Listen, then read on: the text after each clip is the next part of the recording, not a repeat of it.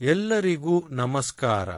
ಈ ಸೆಷನ್ನಲ್ಲಿ ನಾವು ಮಾಯಾ ಇಂಟರ್ಫೇಸ್ ಮತ್ತು ನ್ಯಾವಿಗೇಷನ್ನ ಮೂಲಭೂತ ವಿಷಯಗಳನ್ನು ಒಳಗೊಂಡಿದ್ದೇವೆ.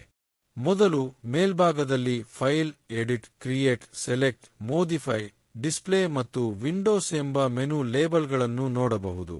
ಇದು ಮೇನ್ ಮೆನು. ಇದರಲ್ಲಿ ಮೋಡಲಿಂಗ್, ರಿಗ್ಗಿಂಗ್, ಅನಿಮೇಷನ್ ಮತ್ತು ಇನ್ನೂ ಹಲವಾರು ಆಯ್ಕೆಗಳು ಇರುತ್ತವೆ. ನಾವು ಡ್ರಾಪ್ಡೌನ್ ಮೆನು ಬದಲಾಯಿಸಿದಾಗ ಮೇನ್ ಮೆನುಯ ಆಯ್ಕೆಗಳು ನಾವು ಆಯ್ಕೆ ಮಾಡಿದ ವಿಭಾಗದಂತೆ ಬದಲಾಗುತ್ತವೆ. ಉದಾಹರಣೆಗೆ ಮೋಡಲಿಂಗ್, ರಿಗ್ಗಿಂಗ್ ಅಥವಾ ಅನಿಮೇಷನ್. ಆದರೆ ಜನರಲ್ ಲೇಔಟ್ ಅದೇ ರೀತಿಯಲ್ಲೇ ಇರುತ್ತದೆ. ಡ್ರಾಪ್ಡೌನ್ ಮೆನುಗೆ ಬದಿಯಲ್ಲಿ new scene, open scene, save scene ಹಾಗೂ ಸ್ನ್ಯಾಪಿಂಗ್, ಸಿಮೆಟ್ರಿ, ರೆಂಡರಿಂಗ್ ಮತ್ತು ಸೈನಿಂಗ್ಗೆ ಶಾರ್ಟ್ಕಟ್ ಐಕಾನ್ಗಳು ಇರುತ್ತವೆ.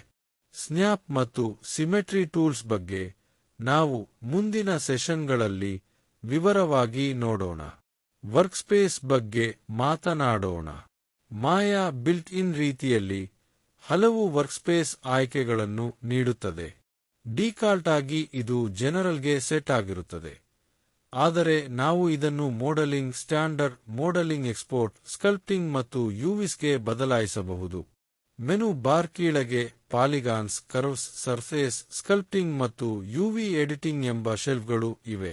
ಪ್ರತಿಯೊಂದು ಶೆಲ್ಫ್ನಲ್ಲಿ ನಿರ್ದಿಷ್ಟವಾದ ಟೂಲ್ ಸೆಟ್ ಇರುತ್ತದೆ. ಇದರಿಂದ ಕಾರ್ಯಕ್ಷಮತೆ ಹೆಚ್ಚು ಆಗುತ್ತದೆ. ಈಗ ನಾವು ಬಲಭಾಗದಲ್ಲಿರುವ ಚಾನಲ್ ಬಾಕ್ಸ್ ಮತ್ತು ಲೇಯರ್ ಎಡಿಟರ್ ಕಡೆ ಹೋಗೋಣ.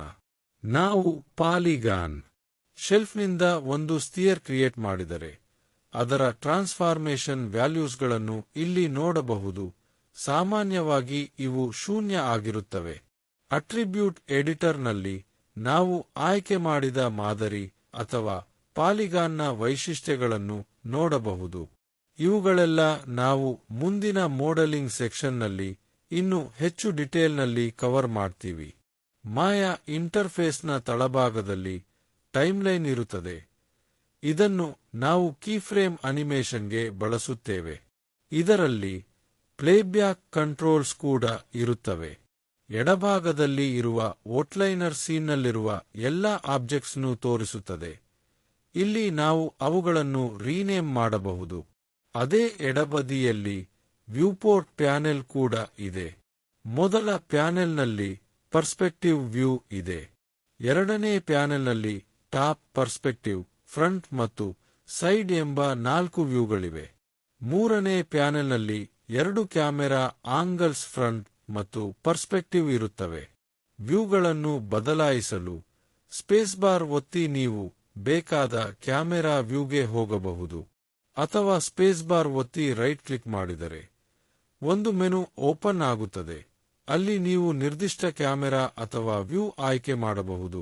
ಇಲ್ಲಿಗೆ ಕೆಲವು ಪ್ರಮುಖ ಟೂಲ್ಸ್ ಕೂಡ ಇವೆ. ಉದಾಹರಣೆಗೆ ಮೂವ್ ಟೂಲ್, ರೊಟೇಟ್ ಟೂಲ್ ಮತ್ತು ಸ್ಕೇಲ್ ಟೂಲ್. ಈಗ ನಾವು 3A ಸ್ಪೇಸ್ನಲ್ಲಿ ನ್ಯಾವಿಗೇಟ್ ಮಾಡುವ ವಿಧಾನ ನೋಡೋಣ.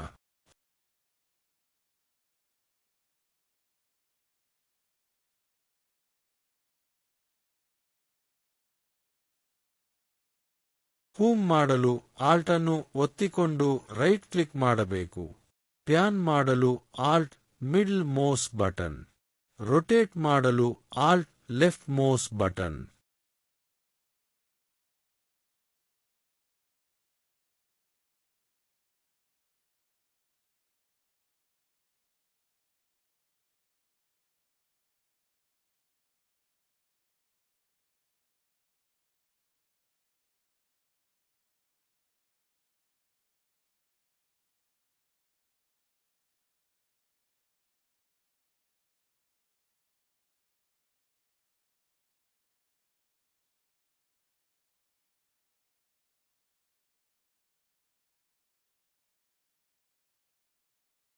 ನಿಮ್ಮ ಮಾದರಿ ಫ್ರೇಮ್ನಿಂದ ಹೊರಹೋಗಿದ್ದರೆ ಆ ಮಾದರಿಯನ್ನು ಸೆಲೆಕ್ಟ್ ಮಾಡಿ ಒತ್ತಿದರೆ ಅದು ಫ್ರೇಮ್ನ ಸೆಂಟರ್ಗೆ ಬರುವುದು.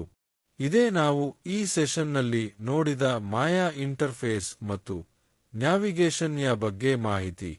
ಇದು ನಿಮಗೆ ಮಾಯಾಯ ಮೂಲಭೂತ ಅಂಶಗಳನ್ನು ಅರ್ಥಮಾಡಿಕೊಳ್ಳಲು ಸಹಾಯವಾಗುತ್ತೆ ಎಂಬ ನಂಬಿಕೆ ಇದೆ. ಧನ್ಯವಾದಗಳು ಎಲ್ಲರಿಗೂ.